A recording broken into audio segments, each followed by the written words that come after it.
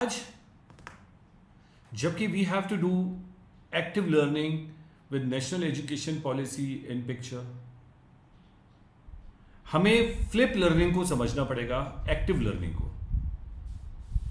67%, पहले सर्वे को समझते हैं, let us understand the research. 67% of the instructors saw improvement in the test scores after utilizing the flip learning model. 67%, 67% teachers ने बच्चों के अंदर उनके टेस्ट स्कोर्स में बेटरमेंट देखा है जब उन्होंने फ्लिप लर्निंग मॉडल को इस्तेमाल किया। 80% of the instructors reported motivation in students. 80% instructors ने मोटिवेशन देखा है बच्चों के अंदर फ्लिप लर्निंग मॉडल में।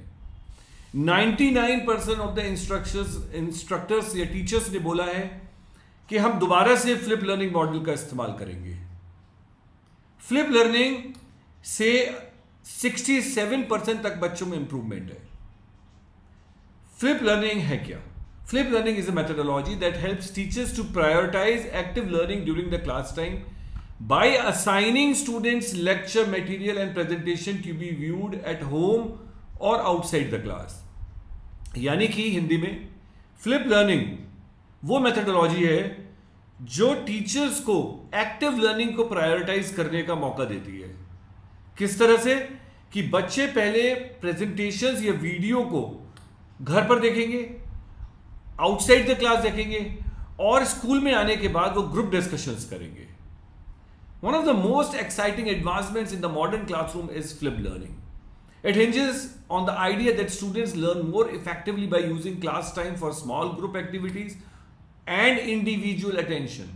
Teachers then assign students lecture material and presentation to be viewed at home or outside the classroom day, prioritizing active learning. It means जो आज की तारीख में एजुकेशन का एडवांसमेंट आया है, मॉडर्न क्लासरूम आया है, उसमें इन्होंने जो फ्लिप लर्निंग मॉडल है वो ये कहता है कि बच्चे घर पे इफेक्टिवली घर में पढ़ाई करते हैं और क्लास में आके इफेक्टिवली उस क्लास टाइम का इस्तेमाल करते हैं। लर्निंग एक्टिविटीज जो है वो क्लास में होंगी। All the learning activities are going to be in class and students prior to the class will set the foundation of that class. This is very important. Students are doing activities in the class and foundation is set up beforehand at home. That means before class, students prepare. During class, students participate in activities and key concept with the teacher. And after class, students check the understanding. हम इसे एक दूसरे तरीके से लेने की कोशिश करते हैं। Let us understand with the Bloom's taxonomy. अभी सभी लोगों ने, आप लोगों ने बीएड किया हुआ है और ब्लूम्स टैक्सोनॉमी को तो अच्छे से पढ़ा हुआ है। ब्लूम्स टैक्सोनॉमी के 6 लेवल्स हैं। Remember, understand, apply, analyse, evaluate and create. There is no doubt over it. Now आज के ट्रेडिशनल क्लासरूम में what is happening? Our most of the time is spent on remembering and understanding. हम क्या करते हैं? Class में आते हैं, we come to a class, blah blah blah blah blah, group को दिया, बच्चा घर पे गया, उससे हम एक्सपेक्ट करते हैं कि तुम अप्लाई, एनालाइज, एवेल्यूएट और क्रिएट करो।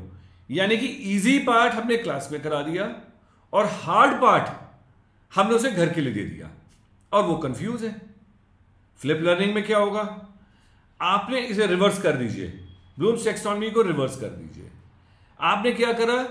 उससे कहा रिमेंबरिंग और अंडरस्टैंडिंग वाला जो पार्ट है बच्चे वो तुम घर पे करके आ जाओ। हम क्लास में क्या करेंगे? Apply, analyse. यानी कि जो इंडिपेंडेंट स्पेस है वो तो बच्चा घर में इस्तेमाल कर रहा है और क्लास में आके क्या कर रहा है? वो ग्रुप स्पेस को इस्तेमाल कर रहा है फॉर एक्टिव लर्निंग।